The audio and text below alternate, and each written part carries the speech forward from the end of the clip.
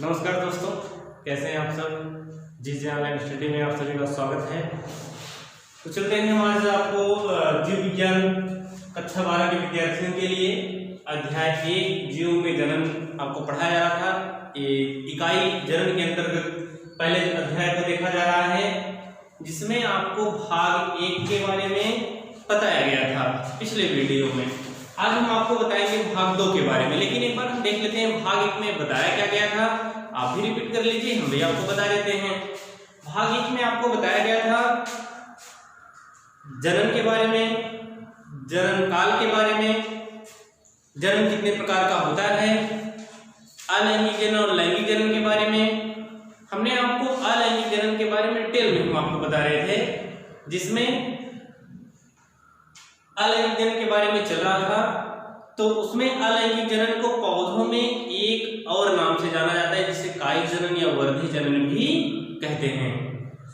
जैसे कायिक जनन या वर्धी जनन जो होता है वह घास में, गुलाब में, इन सब में देखा जाता है कायिक जनन या वर्धी जनन। तो आज हम आप सभी को कायिक जनन या वर्धी जनन के बारे में बताएंगे। सबसे पहले हम इसकी डिफिनेशन देख लेते हैं कायिक जनन या वर्धी जनन की।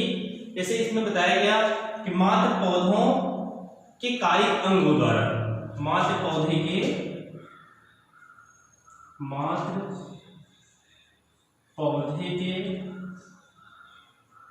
कायिक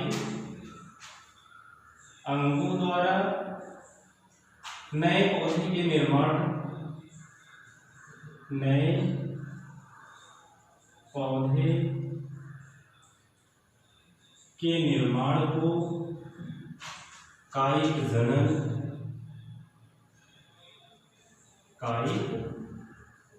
जनन कहते हैं। ठीक, मात्र पौधों के कायिक अंगों द्वारा नए पौधे के निर्माण को क्या कहते हैं? कायिक जनन कहते हैं। अब आप समझ में आया होगा कि मात्र पौधा यानी वह पौधा जिसके माध्यम से नए पौधों का निर्माण हो, वो क्या कहलाएगा? आपका मात्र पौधा। लेकिन अब आपको याद ही रखना है यही कायिक अंग। अब कायिक अंग कौन कौन से होते हैं? अब हमको बता, जैसे आप लिख सकते हैं, जैसे जड़, तना और पत्ती। जड़, तना और पत्ती, यही एक पॉइंट आपको याद है, कायिक अंग। अब कायिक अंग क्या है? जड़, तना और पत्ती क्या है? कायिक अंग है। अब इन्हीं में कायिक जनन की क्रिया के द्वारा इसका निर्माण होता है, एक नए पौधे का निर्माण होता है। ठीक, तो हम आप देखते हैं किस तरीके, जैसे ये मृदा, मिट्टी की सतह, ठीक, ऊपर एक पौधा, इसकी पत्तियां और इसका तना, नीचे जड़, तना और पत्ती। अब मान लेते हैं तने के माध्यम से। ठीक, अब तने के माध्यम से जब क्या हो, किसी एक नए पौधे का निर्माण हो। ठीक, तो इसे क्या कहते हैं? कायिक जनन कहा जाता है। मात्र पौधे के कायिक अंगों द्वारा, कायिक अंग, अब इसमें तीनों हैं, जड़ भी है, तना भी है और पत्ती भी है। ठीक, समझ में आया इतना? अब हम चलते हैं, आपको आगे बताते हैं किस कायिक जनन की विधियां, कायिक जनन कितने प्रकार से होता है। ठीक दोस्तों, तो हम आपको बताते हैं कायिक जनन की विधियों के बारे में।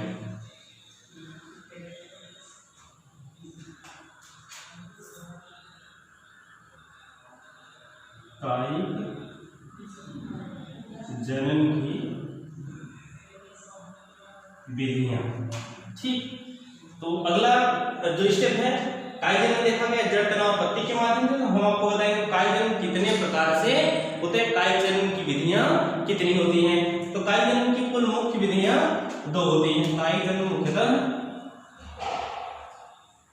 2 प्रकार का होता है, 2 प्रकार से होता है।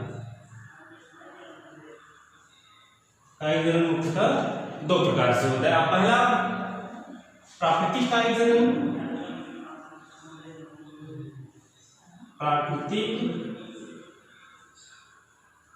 कायिक जनन, और दूसरा होगा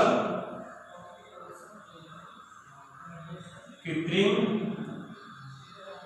कायिक जनन। ठीक, तो कायिक जनन को 2 भागों में बांटा गया। किसमें किसमें, प्राकृतिक कायिक जनन और कृत्रिम कायिक जनन। अब साफ साफ शब्दों में आप जान सकते हैं, प्राकृतिक कायिक जनन यानी वह जनन होता है जो प्रकृति के नियमानुसार होता है, जिसमें हम कोई बदलाव नहीं कर सकते। जैसे देखा जाता है आलू में ना, शकरकंद में, इन सब में, अदरक में ना, ये सब क्या है, प्राकृतिक कायिक जनन है। वो अपने अनुकूल वातावरण आने पर अपने ही पौधों के, अपने ही तने के या जड़ के या पत्तियों के माध्यम से, ठीक, किसी के माध्यम से वे नए पौधे का निर्माण कर जाते हैं, तो प्राकृतिक कायिक जनन कहलाते हैं। लेकिन कृत्रिम कायिक जनन जो होता है तो वह, जिसे कलम लगाना, दाल लगाना, या आगे हम आपको बताते हैं। पहले हम चलते हैं इसके बारे में, प्राकृतिक कायिक जनन के बारे में, ठीक।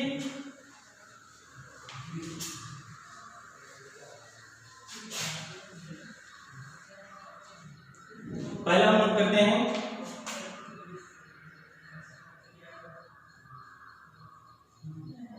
प्राकृतिक कायिक जनन। अब प्राकृतिक कायिक जनन में सबसे पहले हम देखेंगे तनों द्वारा, ठीक है। इसमें आपको बताया गया जड़, तना और पत्तियां। पहले सबसे पहले हम आपको बताते हैं किस तरीके से तनों के माध्यम से एकमात्र पौधे से नए पौधे का निर्माण होता है। पहला पढ़ने लिखेंगे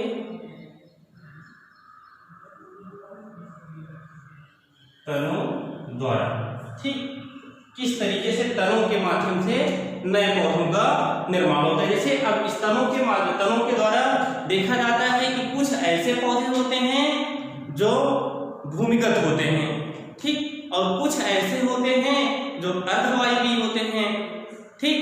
जैसे भूमिगत पौधे जो भूमि में पाए जाए, कुछ ऐसे जो अर्धवायवीय, आधे भूमि में आधे वायु में, ठीक। तो हम सबसे पहले बताते हैं किसके बारे में, तनों के बारे में। उसके बाद तनों में सबसे पहला कौन सा बताएंगे, भूमिगत तनों के बारे में, ठीक। कौन सा, इसमें पहला जानेंगे हम भूमिगत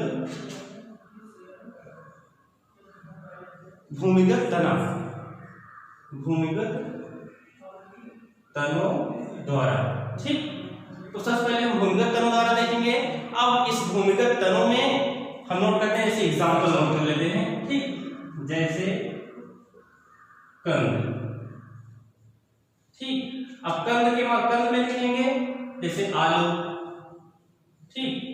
आलू जो होती है इस तरीके से, आलू में क्या पाए जाते हैं, आंखें पाई जाती हैं, ठीक। आलू में आंखें पाई जाएंगी। अब ये जो आंखें होती हैं, ये इनमें जो होता है सल्क, इनकी जो आंखें होती हैं इनके ऊपर सल्क पत्र पाए जाते हैं। सल्क पत्रों से ढका, इसमें क्या पाया जाता है, कक्षस्थ कलिकाएं पाई जाती हैं। सल्क पत्रों से ढकी कक्षस्थ कलिकाएं पाई जाती हैं। यही कक्षस्थ कलिकाएं जो होती हैं अंकुरित होकर के नए पौधे का निर्माण करती है। अब इन कक्षस्थ कलिकाओं में ऐसी क्षमता पाई जाती है जिसके माध्यम से अंकुरण की क्रिया द्वारा नए पौधे का निर्माण करते हैं, यानी जर्मिनेशन कह सकते हैं। जर्मिनेट होकर के नए पौधों का निर्माण करते हैं, यानी इनमें ऐसी एबिलिटी होती है, ऐसी क्षमता होती है जिसके माध्यम से एक नए पौधों का निर्माण करती है। जैसे भी हो गया, ठीक। इस तरीके से निकल करके एक नए पौधों का, ठीक, निर्माण करती है। अब जैसे पहला देख लिया आप कंद में, अब दूसरा आप इसमें देख लेंगे एग्जाम्पल में प्रकंद में। कंद के माध्यम से आलू में देखा जा सकता है। अब इसे एग्जाम्पल में देखना है, उदाहरण में प्रकंद के माध्यम से भी देखा जाता है। प्रकंद जैसे अदरक हुआ, अदरक में आप देख सकते हैं प्रकंद में। अब अदरक में देखें कैसे किस तरीके से होता है। अब मान लेते हैं अदरक हुआ, ठीक। अब यही अदरक है, ठीक। इसमें क्या पाए जाते हैं, नोट्स पाए जाते हैं, गांठें पाई जाती हैं इस तरीके से, ठीक। इसको लिख सकते हैं नोट्स, ठीक, गांठें होती हैं। अब इन गांठों में क्या पाए जाते हैं, इन गांठों पर कक्षस्थ कलिकाएं पाई जाती हैं। अब इन कक्षस्थ कलिकाओं के माध्यम से फिर से जर्मिनेट होकर के नए पौधों का निर्माण करता है। प्रकंद में आपने कंद में देखा, प्रकंद में फिर आप देख सकते हैं घन कंद में, ठीक है। घन कंद जैसे अरवी, जमी कंद, ठीक है, घन कंद, ठीक। घन कंद में आप देखें, अरवी में देख सकते हैं ना। उसके बाद सल कंद, जैसे प्रकंद, घनकंद, उसके बाद सलकंद। ठीक, प्रकंद में आप देखिए अदरक लिख सकते हैं हम, अदरक में, और घनकंद में आप देख सकते हैं अरबी में, और जमीकंद में ना, यहाँ पर एग्जाम्पल लिख सकते हैं अरबी। ठीक, और सलकंद में जैसे लहसुन, प्याज। ठीक, अब इन सब सलकों के माध्यम में इसमें नए पौधे का निर्माण होता है। कब होता है यह भी जानना बहुत जरूरी है, जब इनका अनुकूल वातावरण होता है। यानी ये जितने भी भूमिगत तने होते हैं, जिनमें भूमिगत तनों के माध्यम से नए पौधों का निर्माण होता है, उनके लिए अनुकूल परिस्थितियों का होना बहुत अनिवार्य होता है। अब जब उनके लिए अनुकूल परिस्थितियां होती हैं, तो अपने अनुकूल परिस्थिति में आलू में आंखों के माध्यम से जो सल्क पाए जाते हैं, सल्क पत्रों के नीचे कक्षस्थ कलिकाएं पाई जाती हैं। अब उन कक्षस्थ कलिकाओं से नए पौधों का निर्माण होता है। दूसरा आपको बताया गया प्रकंद, अदरक होता है, प्रकंद में अदरक को रखा गया है। अब इसमें नोड्स पाए जाते हैं, इन नोडों में कक्षस्थ कलिकाएं होती हैं। जब इनमें अनुकूल परिस्थितियां होती हैं, ये भी वही कार्य करते हैं, जर्मिनेट होकर के नए पौधों का निर्माण करते हैं। फिर घनकंद में अरबी और जमीकंद, उसके बाद सलकंद में लहसुन और प्याज, इनके सल्कों के माध्यम से भी इसमें क्या होता है, नए पौधों का निर्माण होता है। ठीक, तो अगला हम देखेंगे, इसमें पहला हमने देखा किसके द्वारा, भूमिगत तनों के द्वारा। ठीक, अब हम दूसरा क्या देखेंगे, अर्धवायवी। ठीक, दूसरा हम देखेंगे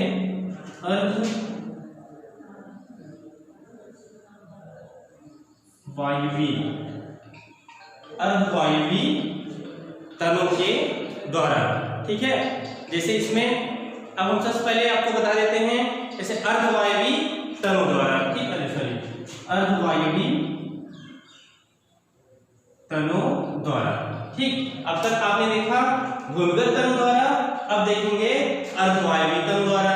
अब इसमें बताया गया अर्धवायवी तने का मतलब है आधा क्या हो, भूमि के अंदर हो और आधा भूमि के बाहर हो। जैसा कि हमने आपको बताया इससे पहले कि जो भूमिगत होते हैं वो पूरे के पूरे भूमि के अंदर होते हैं, भूमिगत तने। लेकिन जो अर्धवायवी तने होते हैं वे क्या होते हैं, आधे तने आधे भूमि के अंदर और आधे भूमि के नीचे, सॉरी, आधे भूमि के ऊपर और आधे भूमि के नीचे पाए जाते हैं, जो नए पौधे का निर्माण करते हैं। सबसे पहले इसमें एग्जांपल हम देखेंगे, ऊपरी भूअस्तरी। ठीक है, जैसे अर्धवायवी तनों में लिख सकते हैं, जैसे पहला ऊपरी भूअस्तरी। ठीक, अब इस ऊपरी भूअस्तरी में हमको क्या देखना है, जैसे ऊपर भूअस्तरी हम देखते हैं दूब घास, यानी भूमि के ऊपर होती है ना, दूब घास। तो इसमें हम देखते हैं दूब घास में जैसे यह भूमि के ऊपर जहां जहां जाती है, मृदा के संपर्क में आएगी, जड़ें निकलती हैं और यहाँ से नया पौधा निकलना शुरू हो जाता है। ठीक, देख रहे हैं ना, ये भूमि के ऊपर ऊपर चलती है और जहां जमीन मृदा के संपर्क में आती है और वहां से क्या हो जाता है, नए पौधे का निर्माण हो जाए। इसलिए इसे क्या कहते हैं, ऊपरी भूअस्तरी कहा जाता है, या इसे जो यहाँ पाया जाता है इसे रनर कहते हैं। क्या कहेंगे, रनर। अब रनर जो होते हैं वे एक स्थान से दूसरे स्थान पर गए, भूमि के ऊपर से, और वहां मृदा से स्पर्श हुए और वहां जड़ें निकली और वहां से नए पौधे का निर्माण हुआ, जिसे रनर कहा जाता है। ठीक, हम दूसरा देखेंगे, इसमें ऊपर भूअस्तरी के बाद दूसरा इसमें भूअस्तरी। दूसरा कौन सा होगा, भूअस्तरी। ठीक, अब भूअस्तरी में हम देखेंगे भूमि के स्तर पर पाए, सतह पर पाए जाते हैं, जिसे जैसे स्ट्रॉबेरी ना, कौन सा, स्ट्रॉबेरी। अब हम देखते हैं किस तरीके से क्या करते हैं, भूमि के सतह पर पाए जाते हैं जो स्ट्रॉबेरी में एग्जाम्पल, जो भूअस्तरी उसकी भू के स्तर पर पाए जाते हैं। अब ये स्ट्रॉबेरी जो होते हैं नए पौधे का निर्माण करते हैं किस तरीके से, इस तरीके से। ठीक,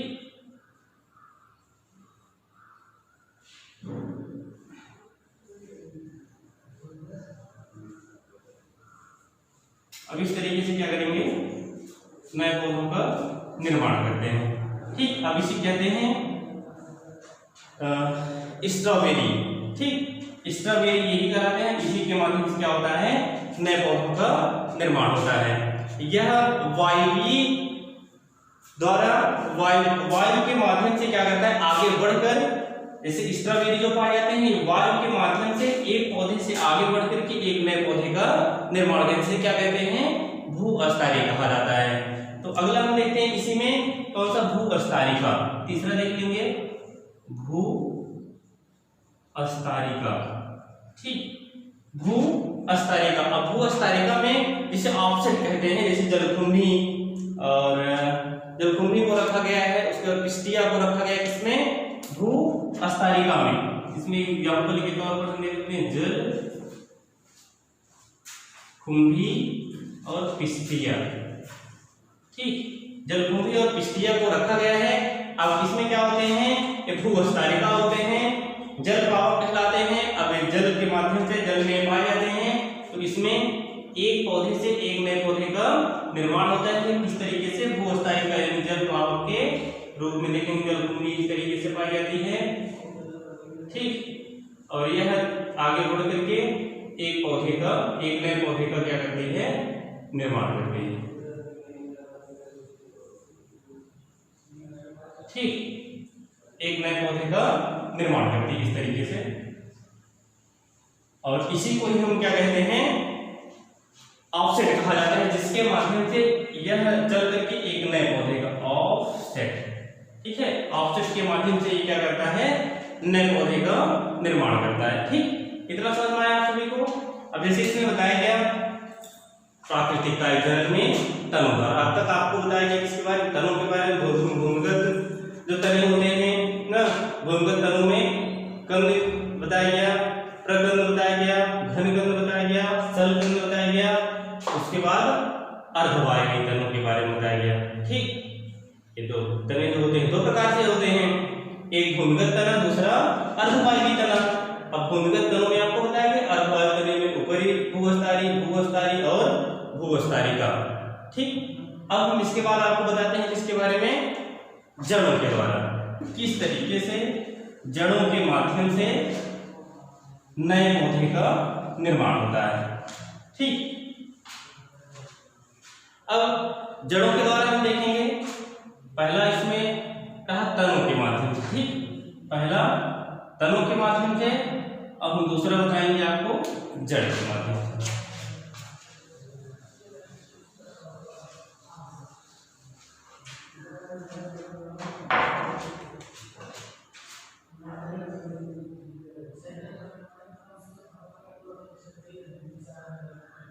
जड़ के माध्यम से। ठीक है, तनों द्वारा या जड़ के माध्यम। दूसरा है जड़ के, किस तरह से, जड़ों द्वारा लिख सकते हैं। ठीक है, जड़ों द्वारा, किस तरीके से, तनों द्वारा, जड़ों द्वारा और पत्तियों द्वारा प्राकृतिक काईजन की क्रिया द्वारा पौधों, नए पौधों का निर्माण होता है। ठीक, जैसे इसमें जड़ों द्वारा में देखेंगे सतावर और डहलिया, शकरकंद। ठीक है, सतावर, डहलिया और शकरकंद ये सब क्या है, जड़ है। अब इन जड़ों के माध्यम से किस तरीके से नए पौधे का निर्माण होता है, इसमें आपको बताया कि जैसे ऐसे पौधे, ये ऐसे पौधे होते हैं जिनका जड़ों या जिनके जड़ों में ऐसी क्षमता पाई जाती है कि एक नए पौधे का निर्माण करना है। जैसे शकरकंद लिख सकते हैं, सतावर, डहलिया और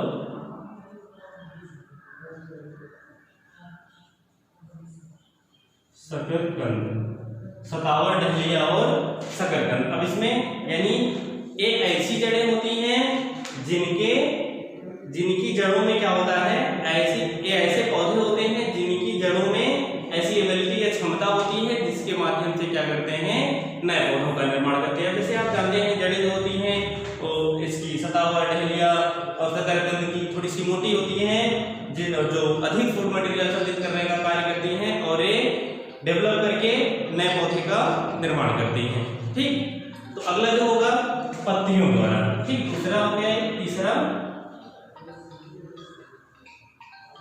पत्तियों द्वारा, पत्तियों के माध्यम से किस तरीके से नए पौधे का निर्माण होता है। तो हम आपको बताया जैसे तनु द्वारा हो गया, जड़ द्वारा, अगला आपको बताएंगे तीसरा पत्तियों द्वारा। अब इसमें जैसे ब्रायोफिलम किसको रखा गया है, ब्रायोफिलम, इसे अजूबा कहा जाता है। अजूबा की पत्तियों में, अजूबा की पत्तियों पर कक्षस्थ कलिकाएं पाई जाती हैं। क्या पाई जाती हैं, अजूबा की पत्तियों पर कक्षस्थ कलिकाएं पाई जाती हैं, जिसमें क्या होता है, जिसमें नए पौधों के निर्माण की क्षमता होती है। कब होती है, अनुकूल परिस्थितियों में, जब उसका अनुकूल, उसके अनुकूल वातावरण होगा या उसके अंकुरण के अनुकूल परिस्थितियां होती हैं, तब वे क्या करते हैं, एक नए पौधों का निर्माण करते हैं। फिर से सुनेंगे, यानी पत्तियों द्वारा जनन में, पत्तियों द्वारा नए पौधों के निर्माण में ब्रायोफिलम या अजूबा को रखा गया है। तो ब्रायोफिलम की कक्षस्थ कलिकाओं में ऐसी क्षमता पाई जाती है जिससे वो क्या करती हैं, अनुकूल परिस्थितियां आने पर नए पौधों का निर्माण करती हैं। ठीक, तो यहाँ पर लिख लेंगे हम किसको, ब्रायोफिलम, ब्रायोफिलम। ठीक, ब्रायोफिलम या अजूबा, ठीक है, यानी अजूबा की पत्तियों में ऐसी एबिलिटी या क्षमता होती है, पत्तियों में कक्षस्थ कलिकाओं, सॉरी, इनकी कक्षस्थ कलिकाओं में ऐसी एबिलिटी या क्षमता होती है, अनुकूल परिस्थिति आने पर इन नए पौधों का निर्माण कर जाती है। ठीक,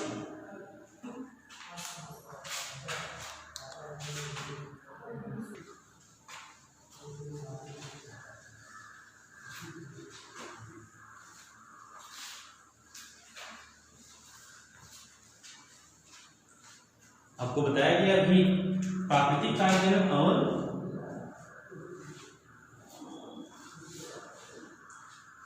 प्राकृतिक कायिक जनन पहला था। अब हम आपको बताते हैं दूसरा, कृत्रिम कायिक जनन के बारे में। ठीक, प्राकृतिक कायिक जनन आपको बता दिया गया ना, और अब आपको हम बताते हैं इसके बारे में, कृत्रिम कायिक जनन के बारे में। कृत्रिम कायिक जनन जो होता है, जैसे मुख्यतः दो प्रकार के होते हैं। कृत्रिम कायिक जनन मुख्यतः दो प्रकार के होते हैं, लिख सकते हैं इसमें, ये मुख्यतः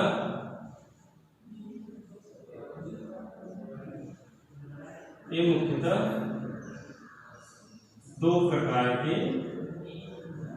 होते हैं।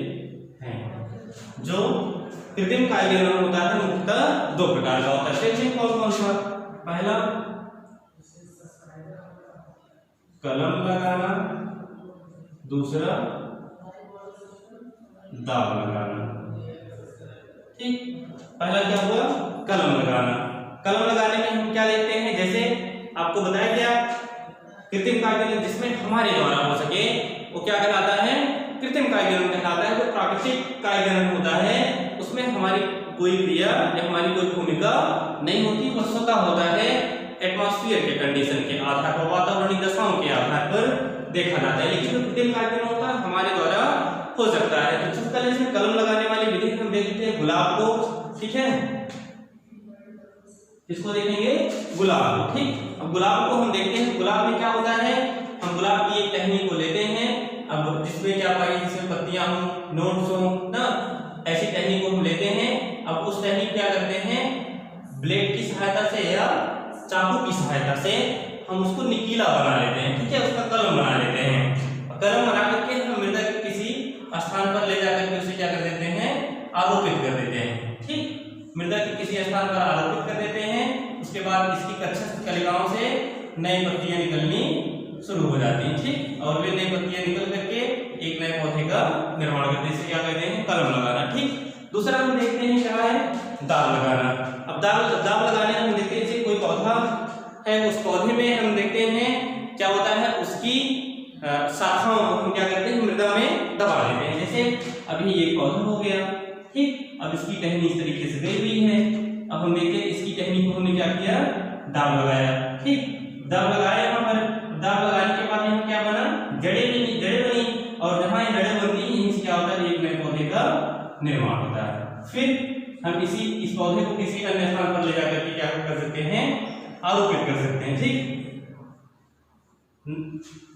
इस जहां पर हम दाब लगाए इसको हम लेकर के किसी अन्य स्थान पर आरोपित कर देंगे, एक नए पौधे का निर्माण हो जाता है। ठीक, कृत्रिम कायदेरण में हम दोनों विधियों के बारे में जाने, कलम लगाना और दाब लगाना। कलम लगाने में हम किसको देख सकते हैं, जैसे गुलाब के पौधे को हम क्या करते हैं, किसी एक गुलाब की एक टहनी को हम काट करके उसको कलम बना लेते हैं चाकू या ब्लेड की सहायता से और उसके स्थान पर आवर्तित कर देते हैं, इससे एक नए पौधे का निर्माण हो जाता है। दाब लगाने में हम किसी पौधे को लेकर के उसे क्या करते हैं, उसकी किसी शाखा को हम दाब लगा देते हैं।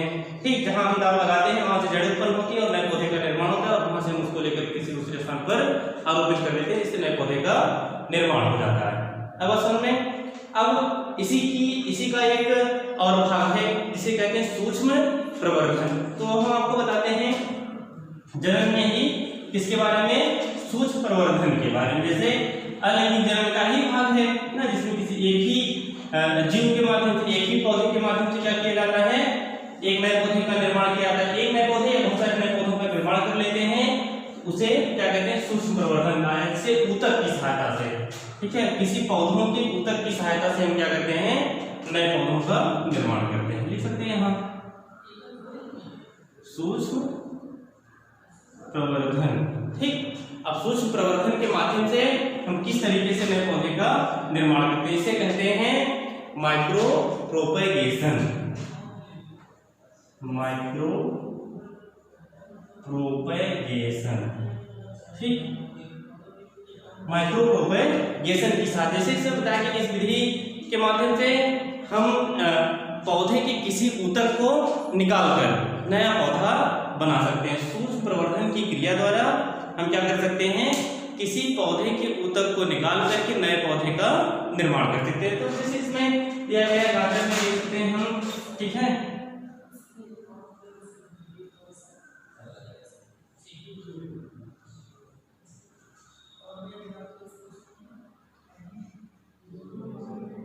ठीक, गाजर में हम ऐसा देख सकते हैं। अब इसकी हम एक ऊतक कोशिका को क्या करते हैं, निकाल लेते हैं। एक ऊतक को हम निकालते हैं, निकाल करके हम इसको कृत्रिम पोषक माध्यम में रख देते हैं। ठीक है, इसमें रखते हैं हम कृत्रिम पोषक माध्यम में इसे रखने का कार्य करते हैं। इसे हमने एक ऊतक को निकाल करके उसे कहाँ रख दिया, कृत्रिम पोषक माध्यम में। ठीक, अभी क्या है, ऊतक है जिसको हमने कहाँ रखा, कृत्रिम पोषक माध्यम में। इसको हमने यहाँ से निकाला और इसे यहाँ रखा, कृत्रिम पोषक माध्यम में रख दिया। और इसको दो चीजों की आवश्यकता होती है, पहला तो कृत्रिम पोषक माध्यम होना चाहिए और दूसरा जो होता है इसे नियंत्रित वातावरण भी चाहिए ना। तो कृत्रिम पोषक माध्यम और नियंत्रित वातावरण, ठीक है, दो चीजों की आवश्यकता होती है। फिर यह धीरे धीरे क्या करता है, डेवलप करता है, विकास करता है। ठीक, ये डेवलप करके ये क्या करता है, जो ऊतक होता है बहुत सारी कोशिकाओं को मिला करके किसका निर्माण कर लेता है, कैलस का। जब इसे बहुत सारी कोशिकाएं बन जाती हैं तो इसे क्या कहते हैं, कैलस कहा जाता है। ठीक, अब यह कैलस बन जाता है। अब कैलस के माध्यम से अब हम इस कैलस को क्या करते हैं, फिर से दूसरे कृत्रिम माध्यम में स्टेप बाय स्टेप हम देख लेते हैं। अब तक हमने क्या देखा, जैसे हम पहले ऊतक को निकाल करके कृत्रिम पोषक माध्यम में इसे रखते हैं। अब कृत्रिम पोषक माध्यम में रखने के बाद अब हम क्या करेंगे, इसको कुछ देर के लिए छोड़ देंगे तो कैसा हो जाएगा, बहुत सारी कोशिकाओं का समूह बना लेता है। ठीक, जैसे आप ऊतक की परिभाषा जानते होंगे ना, ऊतक परिभाषा क्या होती है, आप साधारण भाषा में जानते हैं, कोशिकाओं के समूह क्या कहते हैं, ऊतक कहते हैं। अगर हम इसमें कुछ शब्दों को और जोड़ लेते हैं तो इसकी परिभाषा जो होगी सही रूप से साइंटिफिक तरीके से, सामान्य कार्य एवं सामान्य संरचना वाले कोशिकाओं को क्या कहते हैं, ऊतक कहते हैं। क्या होगी परिभाषा, सामान्य कार्य एवं सामान्य संरचना वाले कोशिकाओं को क्या कहते हैं, ऊतक कहा जाता है। जिनका कार्य और संरचनाएं क्या होती हैं, सामान्य होती हैं, उनको ऊतक कहते हैं। ठीक, तो आगे हम आपको बताते हैं, इसको स्टेप फर्स्ट स्टेप में देखेंगे। स्टेप फर्स्ट, अब स्टेप फर्स्ट में हम इसको क्या करते हैं, एक फर्स्ट तो हो गया, स्टेप सेकंड होगा। ठीक sir, step second, step first में हमने क्या किया, इसको निकाल करके यहाँ पर रखा, जिससे यहाँ बढ़कर किसका निर्माण किया, कैलस का निर्माण किया। अब हम इसी कैलस को, यानी जो बढ़ती हुई कोशिकाएं थी, अब हम इस कैलस को क्या करते हैं, निकाल करके दूसरे कैलस में रखते हैं, दूसरे कृत्रिम माध्यम में दूसरे कैलस में रखते हैं, जिसमें कुछ हार्मोन्स मौजूद होते हैं। अब जब हम इसको यहाँ से निकालेंगे, इसको यहाँ से निकाल करके दूसरे कैलस यानी दूसरे स्टेप में रखेंगे, दूसरे कैलस में रखते हैं, जिसमें कुछ हार्मोन्स भी क्या होते हैं, मौजूद होते हैं। ठीक, अब इसको दूसरे कैलस में निकाल कर रख लेते हैं। इसमें क्या होते हैं, कुछ हार्मोन्स मौजूद होते हैं। अब जिनके कारण क्या होता है, इसमें जर्मिनेशन शुरू, अंकुरण शुरू होता है ना, और यही होता क्या होते हैं, अंकुरित होकर के नए पौधों का निर्माण करते हैं। ठीक, नए पौधों का निर्माण करते हैं। फिर इसे प्रक्षेपण की क्रिया द्वारा हम क्या करते हैं, अलग अलग कैलस में स्टेप 3, ठीक है, स्टेप 3 में हम क्या करते हैं, अब इसी को निकाल करके हम किस क्रिया द्वारा, प्रक्षेपण की क्रिया के द्वारा अलग अलग माध्यम में रखने का कार्य करते हैं ना। इनको निकाल, इनकी जड़ होती हैं, इनकी जड़ों को निकाल करके हम अलग अलग माध्यम में रखने का कार्य करते हैं। ठीक, ऐसे रखेंगे अलग अलग माध्यम में,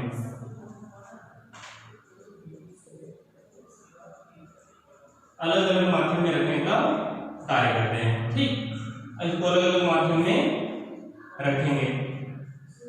ठीक, अब जब पूरी तरीके से क्या हो जाएंगे, मैच्योर हो जाएंगे ना, हम इनको अब फिर क्या करेंगे, वहां से आरोपित कर सकते हैं। जैसे जब हम इसको अलग अलग माध्यम में रख लेते हैं, उसके बाद जब ये फिर से इनके तैयार की क्रिया बढ़ जाती है, डेवलपमेंट इनका शुरू हो जाता है, तो हम इनको ले जाकर के किसी अन्य स्थान पर आरोपित कर सकते हैं।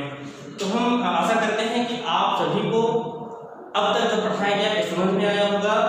और इसके बाद हमने आपको स्टेप भाग 1 के बारे में बताया, भाग 2 के बारे में बताया। ठीक, तो भाग 1 में हमने जो आपको बताया, जन्म के बारे में, जन्मकाल के बारे में, जन्म के प्रकार के बारे में, अलैंगिक जन्म के बारे में, लैंगिक जन्म के बारे में। ठीक है, तो अलैंगिक जन्म के बारे में डिटेल में चल रहे थे, जिससे अलैंगिक जन्म का पूरा स्टेप आपको बता दिया गया किस तरीके से अलैंगिक जनन होता है ना। जैसे विभाजन द्वारा, विखंडन द्वारा ना, इन सारे माध्यम से अलैंगिक जनन। फिर अगला हम आपको बताए जो दूसरी प्रक्रिया अलैंगिक जनन की कार्य जनन जिसे कहा जाता है, उसके माध्यम से भी अलैंगिक जनन होता है। और आपको सूक्ष्म प्रवर्धन के माध्यम से भी किस तरीके से नए पौधों का निर्माण किया जाता है। तो अगले स्टेप में हम आपको लेकर के आएंगे इसका अगला पार्ट, जो तीसरा भाग कहा जाएगा, जिसमें हम आपको बताएंगे कि लैंगिक जनन किस तरीके से होता है। यानी भाग 1 जीवों में जनन, भाग 1 और भाग 2 में हमने आपको क्या बताया, अलैंगिक जनन के बारे में। ठीक, तो भाग 3 में हम आपको लैंगिक जनन के बारे में डिटेल में बताएंगे। हमारे वीडियो को स्टेप बाय स्टेप देख पाने के लिए आप हमारे इस चैनल को जीजे ऑनलाइन स्टडी को सब्सक्राइब करेंगे, बेल आइकन को दबाएंगे, और हम आपको जिस तरीके से वीडियो बनाते जाएंगे आपको स्टेप बाय स्टेप प्राप्त होती जाएगी। धन्यवाद।